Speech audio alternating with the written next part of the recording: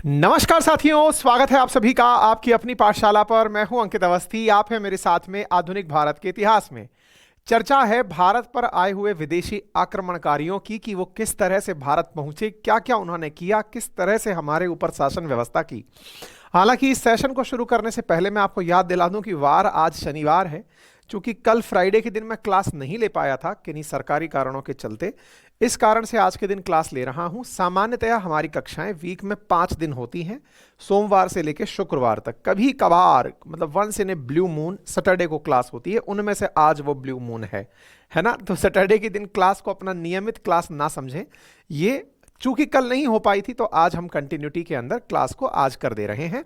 मेरे तब सभी साथी विनोद, सुबोध, आदित्य, मोहित, साक्षी, सभी साथी जो उस समय उपस्थित हैं, आशीष, सभी साथियों को वेरी गुड मॉर्निंग। बाकी लोग तो इसे बाद में जब भी फुर्सत मिले इसे देखते रहिएगा। आज के सेशन बहुत इंपॉर्टेंट है। जहां आखिर में हमने छोड़ा था वहां से आगे बढ़ते हुए आज के सेशन को लिए चल रहे हैं। चर्चा है भारत में विदेशियों के आक्रमण की, और विदेशियों के आक्रमण में विशेष है यूरोपियों का आक्रमण, यूरोपियंस का।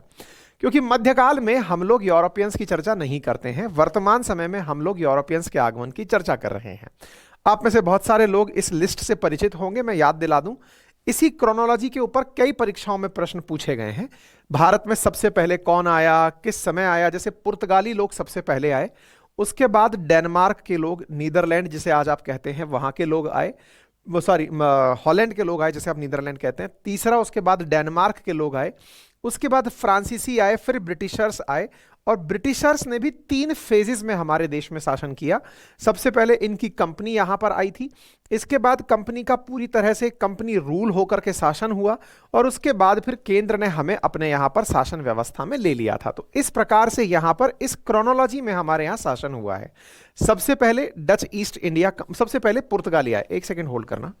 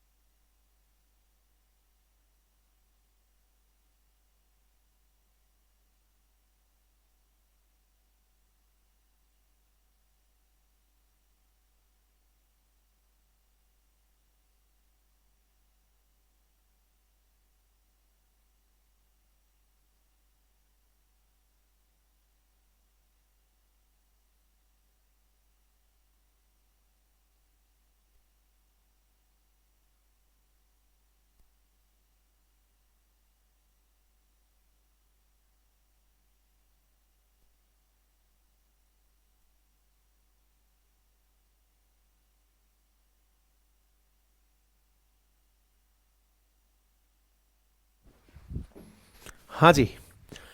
तो जहाँ थे हम लोग वहाँ से हम बात कर रहे हैं। मनोज जी, चिंता बिल्कुल मत करिए। जैसे ही आपके बैच का लास्ट दिन होगा उस दिन ऑटोमेटिक 3 महीने की वैलिडिटी आपकी, क्योंकि जितने दिन में ये कोर्स खत्म होगा उतने महीने की वैलिडिटी बढ़ा दी जाएगी। जबकि कोर्स हम इसको बहुत पहले ही खत्म कर देंगे, आपके रिवीजन का भी समय प्रॉपर तरीके से दिया जाएगा। हालांकि हमने आपको हिस्ट्री ऑलरेडी एक टीचर से पढ़वाई हुई है, लेकिन फिर भी मैं हिस्ट्री पढ़ा रहा हूं। और आप बिल्कुल फिक्र मत करिए, मुझे आप लोगों से ज़्यादा आपकी चिंता है। इसे बताने के लिए प्रमाणित करने की ज़रूरत नहीं होनी चाहिए। तो फिलहाल के लिए क्या है, तो हम लोग आपसे क्या कह रहे हैं कि इस क्रोनोलॉजी के अंदर पुर्तगाली आए, फिर डेनमार्क, नीदरलैंड के लोग आए, डेनमार्क के आए, फ्रांसीसी आए। ये कई बार क्वेश्चन आंसर पूछ लिया जाता है।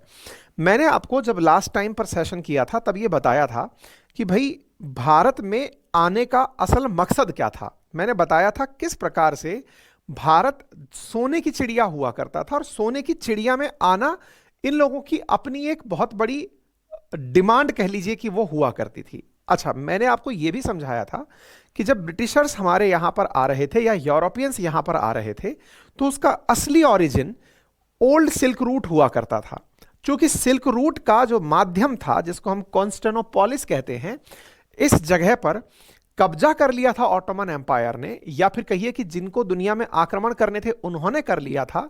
तो फिर यूरोपियंस ने अपने लिए दूसरा रास्ता खोजना शुरू किया। अब थोड़ा ध्यान से इस बात को सुनिएगा, फिर हम सेशन को आगे बढ़ाएंगे।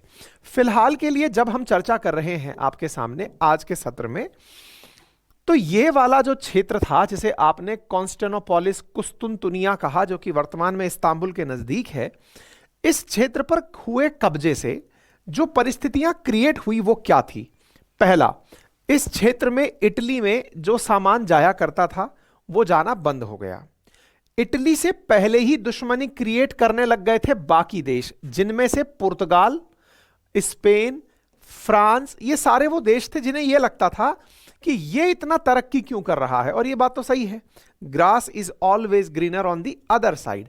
इन लोगों को यह लगता था कि दूसरी तरफ तो माल ही माल है, हमारे पास कुछ नहीं है, तो हम क्या करें, हम भी अब प्रयास करेंगे, अपने लिए रिसोर्सेज तलाशेंगे। आपने अगर पिछला वीडियो नहीं देखा है तो देखिए, उससे आपको यह अंदाजा होगा भारत आने का असल उद्देश्य इन लोगों का यह था कि इन्हें इस क्षेत्र से, कौन से क्षेत्र से, इंडिया और चाइना और नीचे की तरफ जो आसियान कंट्रीज हैं आज के समय पे, इनसे मसालों का व्यापार करना था, सिल्क का, कॉटन का, यह व्यापार करना था। क्यों? क्योंकि इनके यहां पर मसाले मिलना बहुत मुश्किल टास्क होता है। मसाले पैदा ही एवरग्रीन टाइप के फॉरेस्ट में होते हैं, इनके यहां पर होते नहीं थे। अच्छी बात है साहब। ऐसी स्थिति में इन लोगों ने आने के रास्ते तलाशने शुरू किए। आपको याद हो कि भारत में समुद्र की यात्रा करना वर्जित माना जाता था। आपको यह चीज शायद ही याद हो, अगर कहीं सुनी है तो उसको आज वैलिडेट कर लीजिए। भारत में यह माना जाता था कि अगर आपने समुद्र की यात्रा की है तो आपने पाप कर लिया है। समुद्र की यात्रा अच्छी यात्राओं में शुमार नहीं होती थी, और जब यह अच्छी यात्राओं में शुमार नहीं होती थी तो भारत ने कभी भी समुद्री रूट को अपने लिए रूट माना ही नहीं था। यानी इंडिया के अंदर जितने भी शासनकर्ता आए, उन्होंने समुद्र को तो कभी रास्ता ही नहीं माना कि नहीं नहीं नहीं नहीं नहीं, इधर नहीं जाना है। इसलिए मिडाइवल एज में अगर हमारे ऊपर आक्रमण भी हुए हैं, चाहे मंगोल के हुए हों, तुर्क के हुए हों, अफगान के हुए हों, उनमें से किसी ने भी समुद्र की तरफ नहीं झांका, बोले नहीं नहीं पानी इस तरफ नहीं जाएंगे, वर्जित है। चाहे जो भी धार्मिक अमान्यताएं रही हों, चाहे जिस भी प्रकार की चीजें रही हों, इस तरफ कोई नहीं जाता था। और जाने वाले लोगों को छोटा हीनियस क्राइम करने वाला आदमी माना जाता था। ठीक है साहब। अब अंग्रेजों ने चूंकि अपनी तरफ रास्ते, और ये तो मौका परस्त लोग हुआ करते थे, यहां पर पुर्तगाल के अंदर हेनरी नाम के एक राजा हुए और स्पेन की रानी हुई। इन्होंने आपसी में मंशा करी कि देखिए, हमको चूंकि रास्ते बंद हो गए हैं, व्यापार हमारे पास पहले भी जैसे तैसे पहुंचा करता था, हमें अब चलना चाहिए इंडिया की तलाश में, यानी हमें इंडिया पहुंचना चाहिए। बोले चलिए मैडम, कैसे करेंगे, तरीका बताइए। तो बोले देखो, कोई आदमी मरने कब जाएगा, जैसे कई बार आपने कई वो देखे होंगे, लोग कंपटीशन रख देते हैं कि अगर कोई व्यक्ति 500 लड्डू खा जाएगा या 1000 गोलगप्पे खा जाएगा तो इतने रुपए। तो जो पैसे का प्रलोभन दिया जाता है उसमें कौन व्यक्ति आता है निकल करके? एक जो कि भूखा हो, दूसरा जिसे पैसे की जरूरत हो। यही दो प्रकार के लोग आएंगे। यानी कि कभी भी आप चैलेंज रखेंगे तो चैलेंज में आएगा कौन भाग लेने के लिए? जिसको लगता है या तो मैं ये जीत सकता हूं या मुझे इसकी जरूरत है, अब कैसे भी करके मुझे इसकी जरूरत को पूरा करना है। ठीक है साहब। अच्छा, तो इन लोगों ने कहा कि यार अगर हम समुंदर में किसी को उतारते हैं, क्योंकि अब एक चीज तो तय थी कि दुनिया में अगर कहीं जाना है तो लैंड के माध्यम से तो नहीं जा सकते, जाएंगे तो समुद्र के माध्यम से। समुद्र के माध्यम से जाएं कैसे? तो बोले हमको ना, अच्छा एक चीज इसमें और मैं आपको बता दूं, इससे जस्ट पहले का काल जब इटली में बहुत पैसा आ रहा था, तो पैसे वाले लोग थोड़े खुले विचारों के हो जाते हैं। खुले विचारों के होते हैं तो फिर आप ना शास्त्रार्थ करने लगते हैं, बातचीत करने लगते हैं, अपने विचार व्यक्त करने लगते हैं। जैसे डेवलप्ड कंट्रीज के अंदर ही LGBTQ राइट्स की ज्यादा बातें होती हैं। क्यों? क्योंकि वो अपनी अभिव्यक्ति को लेकर ज्यादा खुलापन महसूस करते हैं कि हम बता सकते हैं कि लड़के हैं तो लड़के से प्यार करने में क्या बुराई है। जैसे अभी वो सैम ऑल्टमैन AI वाले ने एक लड़के से शादी कर ली है, ठीक है ना। तो मतलब खुलापन जो है ना, वो थोड़ा सा वेस्टर्न सोसाइटी में जहां पर पैसा है वहां पर थोड़ा खुलापन तुलनात्मक रूप से ज्यादा होता है। अच्छा, अब इस खुलेपन में यहां पर कई खोज इस तरह की होने लगी थी जिसमें यह बताया गया कि धरती गोल है। धरती गोल है से क्या मतलब है कि आप कहीं से भी चलिए वहीं वापस पहुंच जाएंगे। यूरोपियंस को यह लगता था कि हम दुनिया के एक कोने पर बैठे हैं, धरती अगर गोल है तो इसका मतलब अगर हम इस तरफ से चलेंगे और इस तरफ पहुंचेंगे तो निश्चित ही हम पहुंचते पहुंचते इंडिया पहुंच जाएंगे, क्योंकि समुंदर सामने है, अटलांटिक सी सामने है, क्रॉस करेंगे और हम इंडिया पहुंच जाएंगे। यही कारण है कि इंडिया की खोज में अमेरिका की खोज हुई थी। कमेंट बॉक्स में बता सकते हैं आप, अमेरिका की खोज किसने की थी? नाविक निकले थे इंडिया की खोज करने के लिए। इसलिए जब अमेरिका पहली बार पहुंचे तो वहां जाकर यही कहा, अरे हम तो इंडिया आ गए। और उसमें से बहुत सारे, इसलिए जो लोग वहां मिले उन्हें रेड इंडियंस कहा गया। हालांकि बाद में लोगों ने कहा कि लोकल लोगों को इंडीज कहा जाता है। वास्तविकता इसके पीछे यह थी कि ये लोग खोजने इंडिया को गए थे, कि इंडिया को खोजने हम लोग निकलते हैं। ठीक है, चलिए तो अब यहां से आगे क्या हुआ वो सुनते हैं। एक सेकेंड, क्लास चल तो रही है ना? हाँ,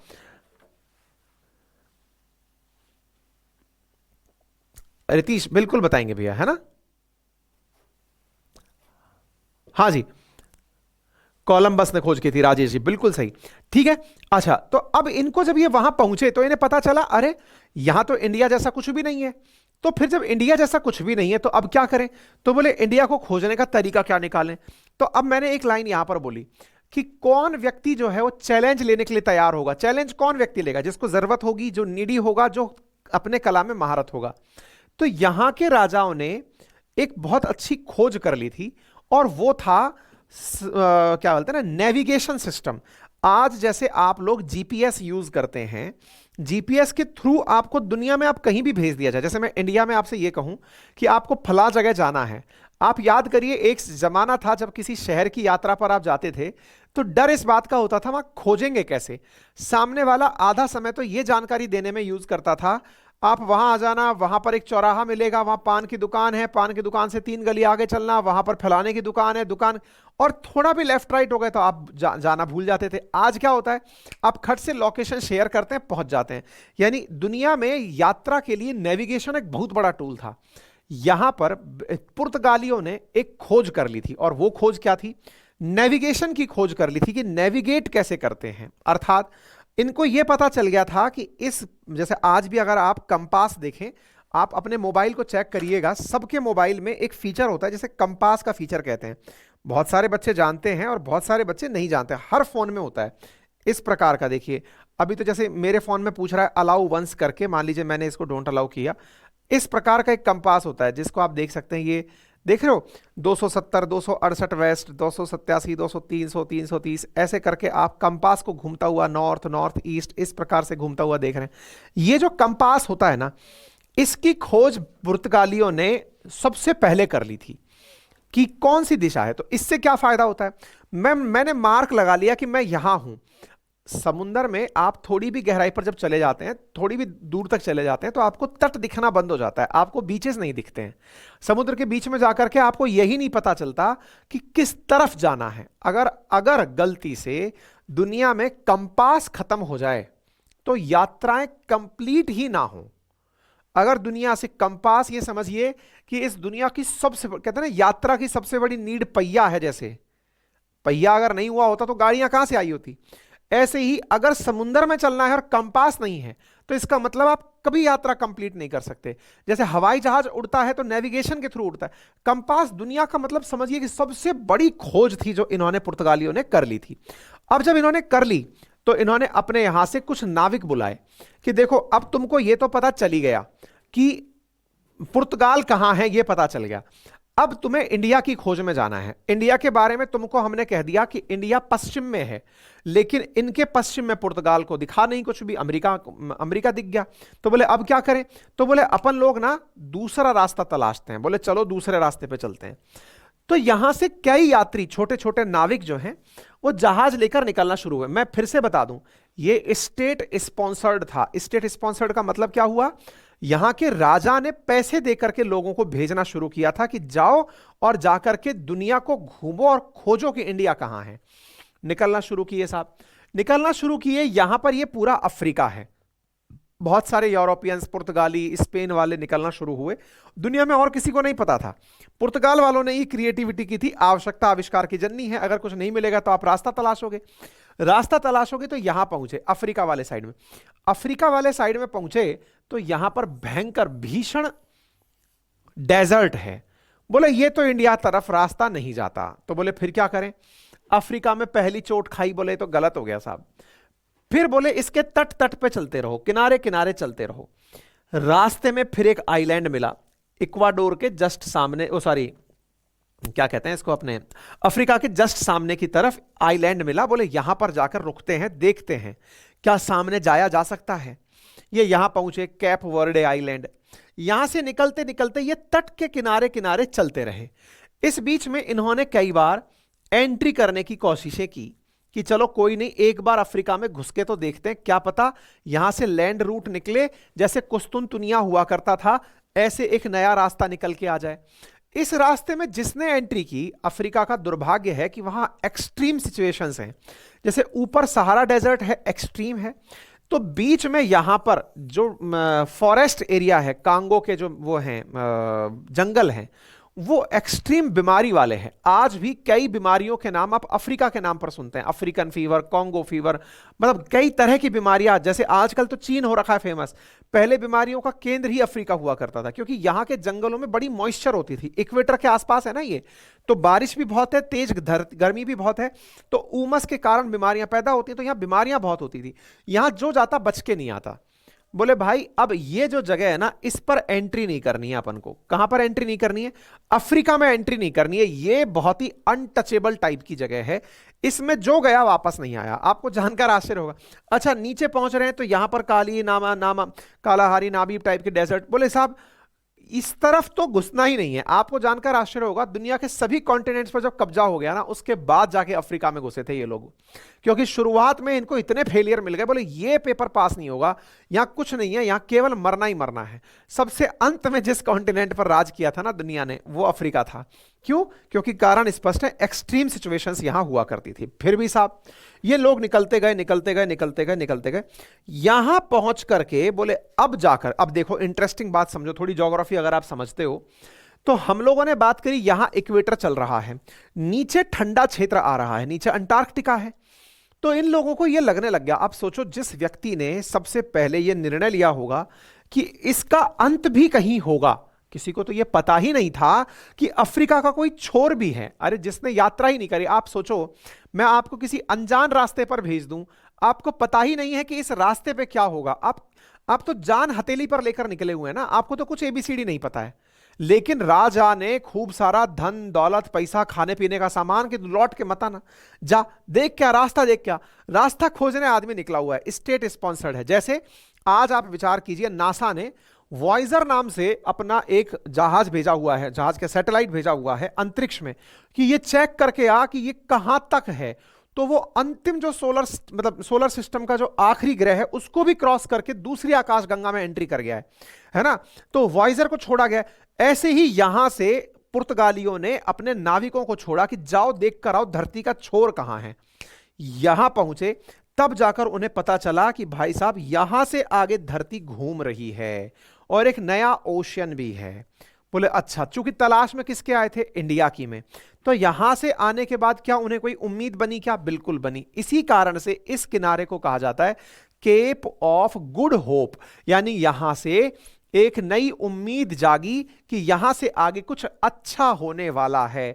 तो ये जो अच्छी खबर इनके दिमाग में आई, बस इसके बाद इन्होंने यात्रा को आगे बढ़ाया। तो भाई साहब ये आगे बढ़ते गए बढ़ते गए बढ़ते गए, थोड़ा थोड़ा अफ्रीका के किनारे रुकते रुकते, जैसे स्विमिंग पूल में अगर आपसे कोई तैरने की कह दे तो आप रुकते रुकते चलोगे ना, यहां रुके यहां रुके यहां रुके यहां रुके और फिर एकदम जंप मारे, लो भाई साहब पहुंच गए कालीकट। आ गया कालीकट भाई साहब, ये एकदम इंडिया पहुंचे। अब आप अंदाजा लगाइए जो व्यक्ति इंडिया आया होगा उसने किस लेवल का स्ट्रगल किया होगा। विचार कीजिए आप, इंडिया तक पहुंचने से, यानी इंडिया पहुंचा तो बोले इंडिया का पानी आ गया है, तो यानी इंडियन ओशन आ गया है। इंडिया पहुंचने की खुशी जिस व्यक्ति में, तो यहां पर वास्को डिगामा ने फाइनली इंडिया खोज लिया था। तो कई बार जब हम ये कहते हैं कि इंडिया को खोजा कब गया, 1498 के आसपास की जब डेट बताते हैं, वास्को डिगामा की तारीफ करते हैं, तो उसने असल में पुर्तगालियों के लिए इंडिया को खोजा था। अच्छा, हम में से जब कई बच्चे जब छोटे रहते हैं तो होता यह है कि हम लोग बड़े विचित्र प्रकार से सोचते हैं, क्या यार इंडिया पहले कहां था, क्योंकि हमको तो खोजा गया ही 1498 में जाकर के है। तो फिर हम पहले थे भी या नहीं थे? इंडिया पैदा बाद में हुआ है क्या? हमको बचपन में क्या पढ़ाया जाता है? इंडिया की खोज कब हुई? बच्चे रट के चल रहे होते हैं, इस समय पर हुई। अरे इंडिया की खोज पुर्तगालियों के लिए कब हुई या अंग्रेजों के लिए कब हुई, यह बड़ा सवाल है। उम्मीद है आप लोगों को यह बात समझ में आ गई होगी। ठीक है, तो क्लियर हो गया। 1487 में जाकर के ये खत्ता आता था, केप ऑफ गुड होप कुछ जगह है। वास्को डिगामा केरल के कालीकट में पहुंचा। इस समय यहां पर शासन जमोरीन का हुआ करता था। अब्दुल माजिद गुजराती की सहायता से वास्को डिगामा भारत आया। केरल में उसने आकर मसाले खरीदे, क्योंकि अल्टीमेटली आया क्यों था वो भाई? उसको पता था कि यहां के रास्ते होकर के उसको सामान ले जाना है। अब आप विचार कीजिए, उनका असली मकसद था मसाले लेना, कपड़े लेना। क्यों? क्योंकि सिल्क रूट के माध्यम से यही होता था। सिल्क रूट पर कब्जा हो गया तो अब बोले दूसरा रास्ता तलाशना पड़ेगा। तो जब वो आया तो अपने लिए कि भाई मैं इंडिया होकर आया हूं, पैमाना क्या है?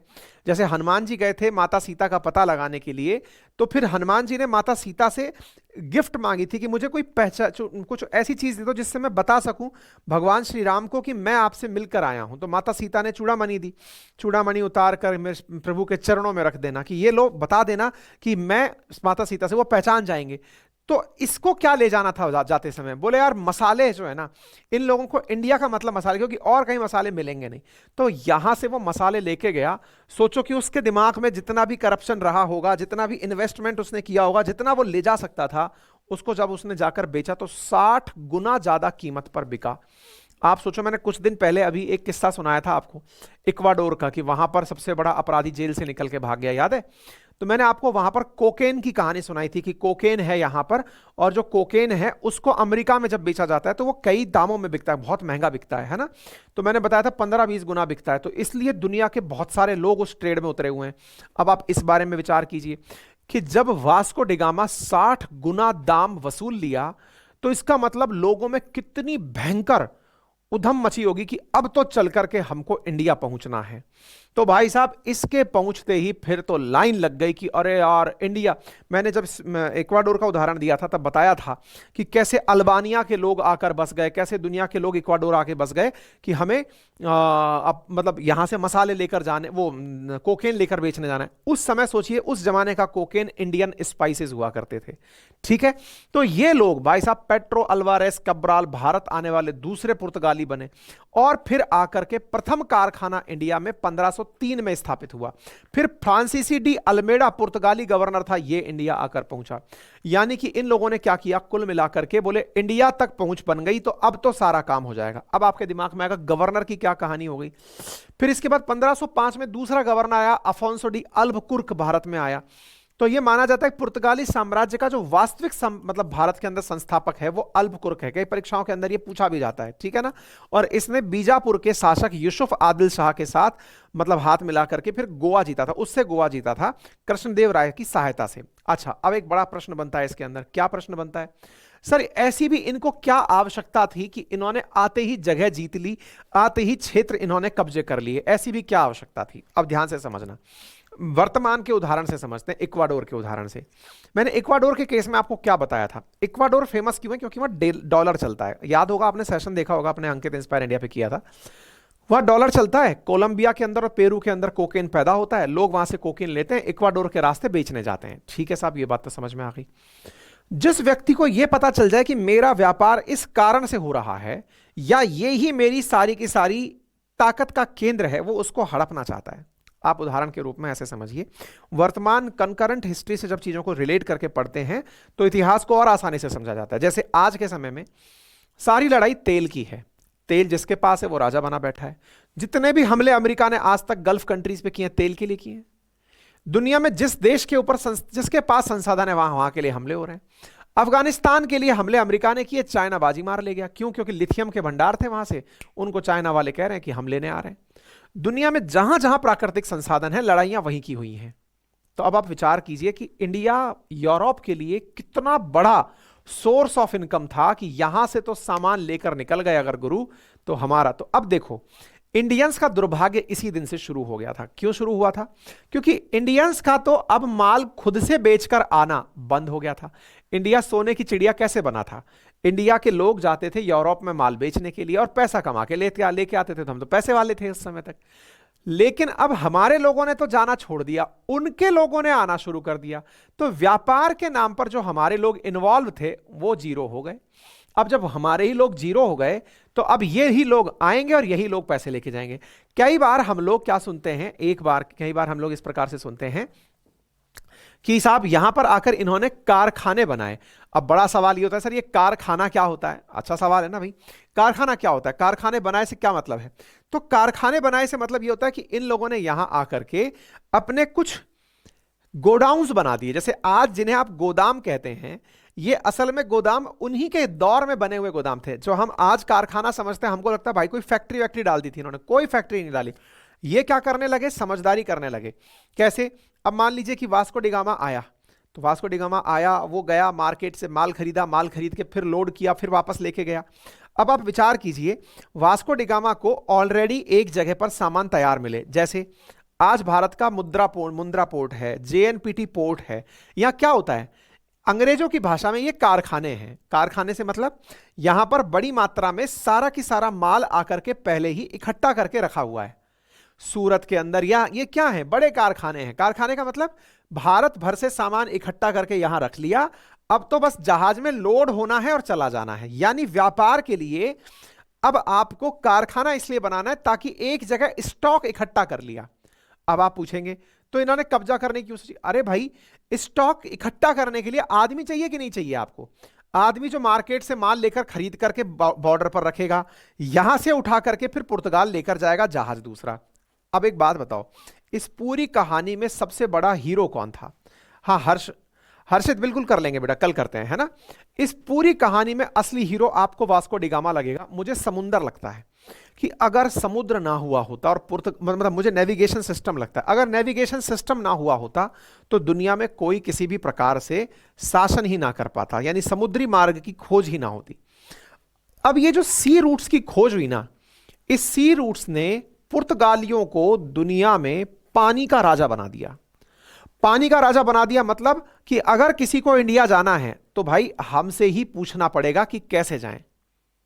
कैसे ही जाएं, तो इसके लिए पुर्तगालियों ने दो पॉलिसी बनाई। एक का नाम था blue water policy. Blue water policy का मतलब क्या था?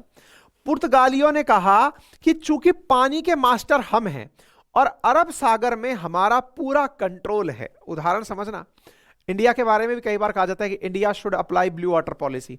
मतलब जो अरब सागर का क्षेत्र है, इंडिया के पश्चिम का जो क्षेत्र है जहां पर से ये लोग आए थे कालीकट होते हुए, इस पूरे पानी पर एक अधिकार कर लिया पुर्तगाल ने कि इसमें अगर कोई भी नाव आएगी तो हमसे परमिशन लेके आएगी। इंटरेस्टिंग बात जानकर आश्चर्य करेंगे, पुर्तगाल ने कहा हमें जमीन चाहिए ही नहीं, हमें केवल समुद्र चाहिए। लेकिन समुद्र में, अब देखिए इंटरेस्टिंग, देखिए सोने पे सुहागा सोचिए, पुर्तगालियों ने क्या मांगा? केवल समुद्र। मांगा नहीं, उनका हो ही गया, खाली पड़ा था, कोई आ ही नहीं रहा था। इंडिया में तो वर्जित था, अधर्म मानते थे वहां जाना। आश्चर्य होगा कि अकबर ने समुद्र घूमने की जब चाहत रखी तो उसे भी पुर्तगालियों से परमिशन लेनी पड़ी थी कि सर मैं वहां जा सकता हूं, जाइए, ठीक है, परमिशन लेनी पड़ी, समुद्र हमारा है।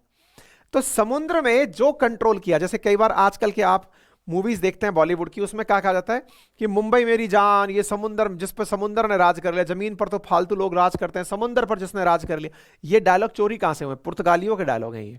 पुर्तगाली केवल और केवल समुंदर पर फोकस करते थे, सी पर फोकस करते थे, ओशन पर फोकस करते थे, ठीक है ना। तो इन्होंने अपने लेवल पर ब्लू वाटर पॉलिसी अपनाई, जिसमें इन्होंने सिंपल सी एक लाइन रखी कि बोले भाई हमको समुद्र में राज करना है और किसी को भी अगर समुद्र से जाना है तो आपको हमसे परमिशन लेनी पड़ेगी। तो आप सोचो, आज इंडिया जिस प्रकार से कल के सेशन पढ़ा था, भारत ने 4 लड़ाकू जहाज पानी के अंदर भेज दिए हैं, यमन की तरफ भेज दिए हैं। तो वो जो भेजने की कहानी थी ना, वो असल में पुर्तगालियों की होड़ाहोड़ दुनिया ने सीखी है। उम्मीद है आपको पुर्तगाल की बातें समझ में आ गई होंगी।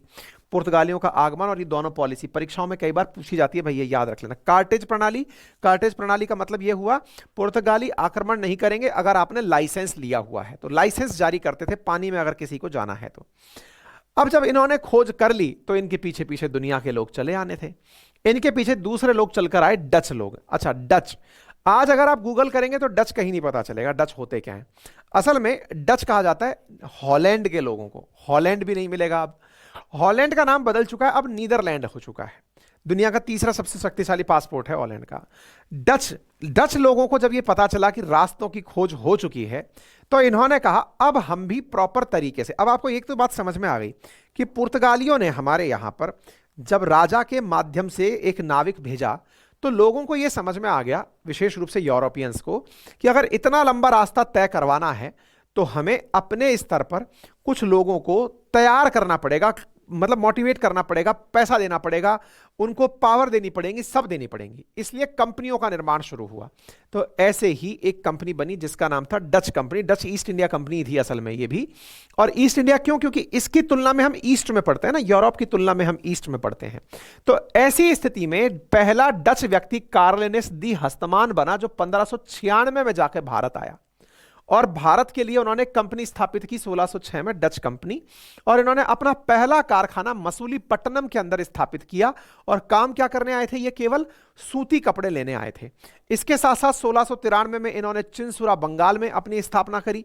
इस प्रकार से इनका युद्ध वर्चस्व को लेकर के, और देखो यहां पर भी ये चीज पता चल जाएगा, मसालों के लिए लड़ाई हुई और साथ में इनका अंग्रेजों के साथ भी युद्ध चला। इसके बारे में हम चर्चा करेंगे, लेकिन एक बार के लिए इस मैप को समझ लीजिए। देखिए डच कहां पर है? नीदरलैंड। तो ये बैठा हुआ एम्स्टर्डम, ठीक है ना। एम्स्टर्डम सबसे व्यस्ततम पोर्ट हुआ करता था जब डच लोगों को ये पता चल गया। और आपको जानकर आश्चर्य होगा कि डच लोगों की जो डच ईस्ट इंडिया कंपनी थी ना, वो उस समय की, मतलब आज की जो एप्पल की वैल्यूएशन है ना, एप्पल और माइक्रोसॉफ्ट नंबर 1 2 पे चलते हैं। अभी आज के अंदर पता चल रहा है कि माइक्रोसॉफ्ट नंबर 1 हो गया है, इससे पहले एप्पल नंबर 1 चला था। आगे पीछे चलते हैं।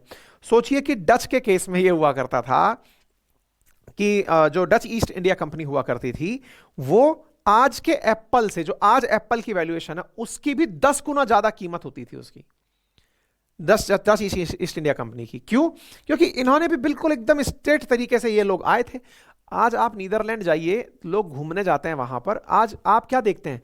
ब्रसेल्स, जो आप नाटो का मुख्यालय सुनते हैं, यूरोपियन यूनियन का मुख्यालय सुनते हैं, कहां पर है? वहीं पर ही तो है। बेल्जियम, नीदरलैंड और लग्जमबर्ग, तीनों एक साथ ही देश हैं।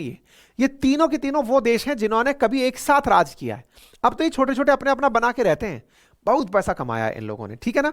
अच्छा, तो ये नीदरलैंड वगैरह सब एकदम छोटे छोटे से देश हैं, एकदम इस कोने के अंदर पड़े हुए देश हैं। तो यहां से जो लोग आए, ये देखो डच वालों ने जहां तहां अपने हेडक्वार्टर्स बनाए। लेकिन जब इनको झगड़ा दिखने लगा इंडिया में, तो इन्होंने थोड़ी समझदारी करी। बोले चाहिए क्या हमें तो व्यापार करना है, शासन करना नहीं है।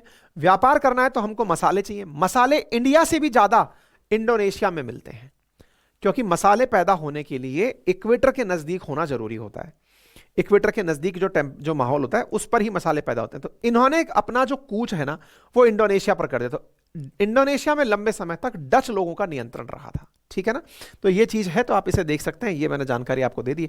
बाकी यहां से आगे की जानकारी अब हम मंडे को आपको देंगे, इसी विषय पर थोड़ा और आगे बढ़ेंगे। आज मैंने इसलिए सेशन किया क्योंकि कल हो नहीं पाया था, बहुत सारे बच्चों के मैसेजेस आ रहे थे कि सर सेशन नहीं हुआ। तो ये बताने के लिए कि हमारे सेशन मंडे टू फ्राइडे ही होते हैं। आज कोइंसिडेंशियली आप लोगों का सेशन लिया गया है, ठीक है। चलिए, तो फिलहाल के लिए इतना ही। वैलिडिटी बिल्कुल बढ़ाएंगे तमन्ना, चिंता मत करिए। आपका एक बार वैलिडिटी कंप्लीट तो होने दीजिए ना, फरवरी अंत तक सबकी वैलिडिटी है ना। चलिए, थैंक यू सो मच, फिर मिलते हैं।